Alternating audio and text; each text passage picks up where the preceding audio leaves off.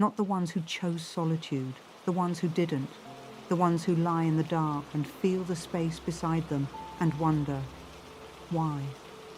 Not why in general. Why me? That question deserves a real answer, not comfort, not advice. A real answer. And that is what I am going to give you. There is a specific kind of loneliness that belongs only to men who are capable of deep feeling. It is not the loneliness of someone who has nothing to give. It is the loneliness of someone who has everything to give and nowhere to put it. You have felt the warmth inside you that no one has touched, the version of yourself that exists only in imagination, present, loved, chosen.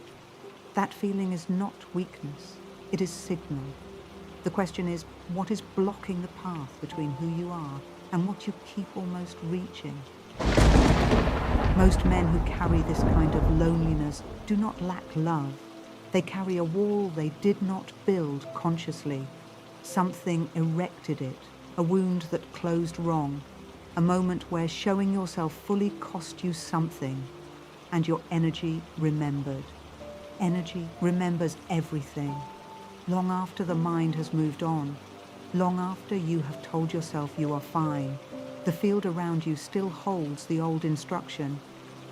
Do not let anyone close enough to do that again. And so they don't. Not because you are unlovable, because the signal you are sending without knowing you are sending it keeps the right people at exactly the wrong distance. But there is something else, something that works alongside this, and most people never consider it.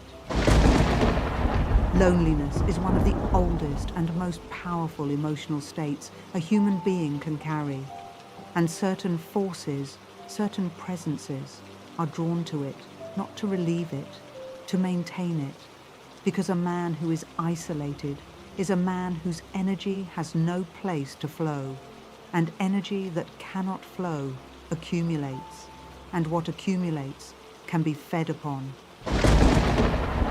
In older traditions, this was understood without question. Loneliness was never seen as a personal failure.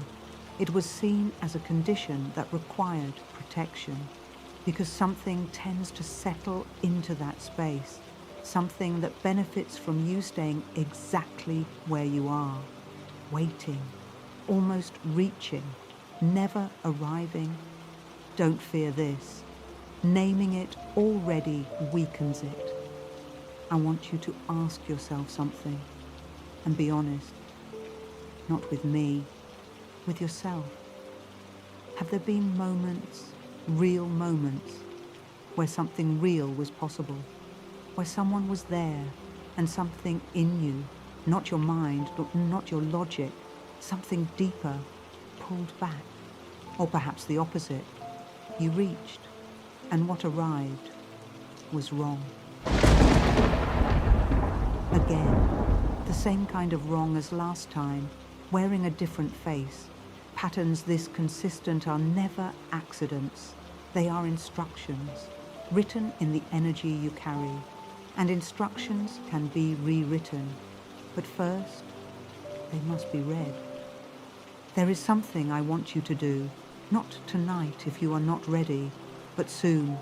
Take one red candle, red, because red speaks the language of what you are calling in.